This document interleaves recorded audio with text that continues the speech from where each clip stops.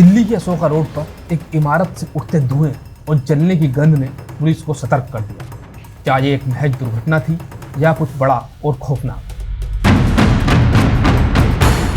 Restaurant के तंदूर से उठती आग बुझाने के बाद पुलिस ने जो देखा उसने उनकी रूह कपा दी। एक इंसानी शरीर आज जला पड़ा था और जलने की गंध पूरे इलाके में फैल चुकी। आखिर यह लाश किसकी थी? उस रात रेस्तरां में मौजूद एक व्यक्ति जिसने खुद को सुशील शर्मा बताया, अचानक गायब हो गया। क्या सुशील शर्मा इस भयानक हत्या के पीछे था? एक महत्वाकांक्षी महिला नैना साहनी, जिसने प्यार में सब कुछ खो दिया, लेकिन आखिर ऐसा क्या हुआ कि उनके अपने ही पति ने उन्हें दर्दनाक मौत दी?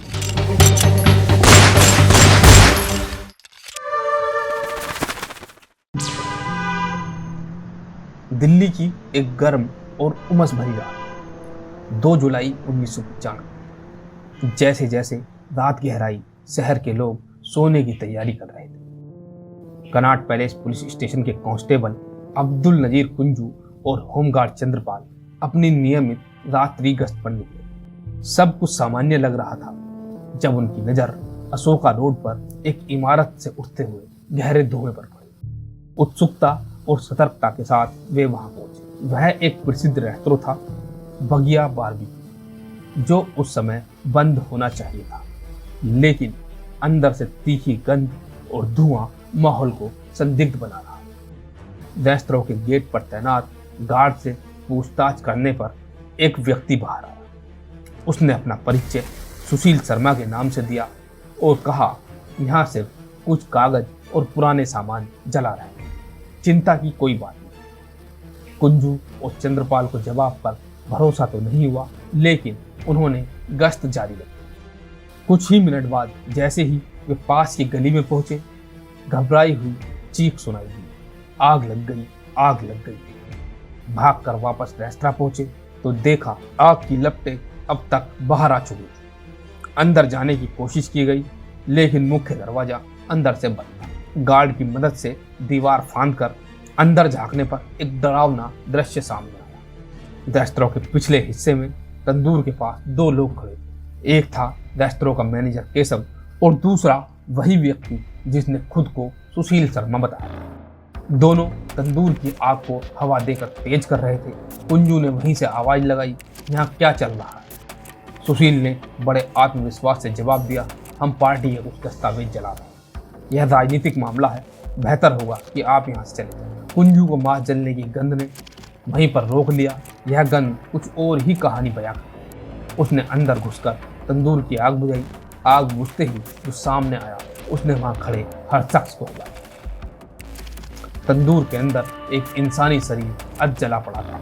तंदूर के पास आंतें लटक रही थी और जलने की गंध पूरे इलाके में फैल चुकी। सुशील शर्मा, जो कुछ देर पहले तक वहीं था, वो भाग चुका था।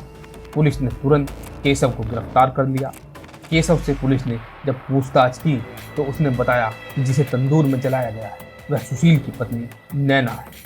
पोस्टमार्टम रिपोर्ट में भी खुलासा हो गया कि यह शरीर जो था किसी लड़की का है। इस मामले का केंद्र थी नैना साहनी, एक आत्मनिर्भर और महत्वाकांक्षी महिला। उन्होंने दिल्ली यूनिवर्सिटी से पढ़ाई की थी और राजनीति में सक्रिय। उनकी शादी 1992 में कांग्रेस के युवा नेता सुशील शर्मा से हुई। सुशील, नैना और मतलूब जो तीनों थे, ये एक कॉलेज में पढ़ते थे और कांग्रेस के कार्यकर्ता थे। नैना और मतलूब जो थे वो आपस में बहुत नज़दीक थे, परंतु अलग अलग समुदाय से। नैना सिख थी और मतलूब मुस्लिम था, इसलिए दोनों के परिवार शादी से राजी नहीं हुए। बाद में मतलूब ने अपनी ही रिश्तेदारी में एक लड़की से शादी कर ली, जिसके कारण नैना बहुत परेशान रहने लगी और बाद में सुशील और नैना दोनों एक दूसरे के नज़दीक आ गए। फिर दोनों ने शादी करने का फैसला किया। शुरुआती दिनों में यह रिश्ता बहुत अच्छा चला, लेकिन जल्द ही नैना को सुशील का असली रूप नजर आया। वह पजेसिव, गुस्सैल और हिंसक स्वभाव का था। सुशील को हमेशा शक रहता था कि नैना का उसके कॉलेज फ्रेंड मतलूब करीम के साथ अफेयर है। सुशील ने अपनी और नैना की शादी की बात अभी तक किसी को नहीं बताई थी, जिसके कारण नैना बहुत परेशान रहने लगी थी। उसको डर था कहीं सुशील उसे छोड़ ना दे। 2 जुलाई की शाम थी। सुशील अपने गोल मार्केट वाले फ्लैट पर पहुंचा था। उसने देखा कि नैना फोन पर किसी से बात कर रही थी। उसे देखकर नैना ने तुरंत फोन काट दिया। सुशील का शक और गुस्सा दोनों बढ़ गए। उसने टेलीफोन से लास्ट डायल नंबर पर कॉल किया। फोन उठाने वाला मतलूब करीम था। यह जानकर सुशील बेकाबू हो गया। उसने नैना से लड़ाई शुरू कर दी। बहस बढ़ते बढ़ते इतनी हिंसक हो गई कि सुशील ने अपनी ड्रॉयर से पिस्तौल निकाली और नैना को गोली मारी। हत्या के बाद उसने जल्दबाजी में सबूत मिटाने का फैसला किया। उसने नैना के शव को अपने रेस्तरां ले जाकर तंदूर में जलाने की योजना बनाई। सुशील शर्मा की गिरफ्तारी के लिए दिल्ली पुलिस ने हर मुमकिन कोशिश की। 10 दिनों की तलाश के बाद खबर मिली कि सुशील ने बेंगलुरु में आत्मसमर्पण कर दिया। पर जब मतलूब से पूछा गया कि क्या नैना और उसके बीच में कोई रिलेशन थे, तो उसने बताया कि नैना मुझे अपना दोस्त मानती थी और वह मुझसे हर बात शेयर करती थी, परंतु अब वह सुशील से छुटकारा पाना चाहती थी क्योंकि वह सुशील की हरकतों से परेशान हो चुकी थी। इसलिए उसने अपना पासपोर्ट बना लिया। इसलिए वह विदेश जाने में मेरी मदद ले रही थी। परंतु सुशील ने इसे गलत समझा और उसने समझा कि हम दोनों के बीच में कुछ चल रहा है। इंट्रोगेशन के दौरान सुशील ने पहले तो हत्या से इनकार किया, लेकिन पुलिस की कड़ी पूछताछ के बाद उसने कबूल कर लिया कि गुस्से और शक ने उसे इतना अंधा कर दिया कि उसने अपनी पत्नी की ही हत्या कर दी। मामला कोर्ट में गया।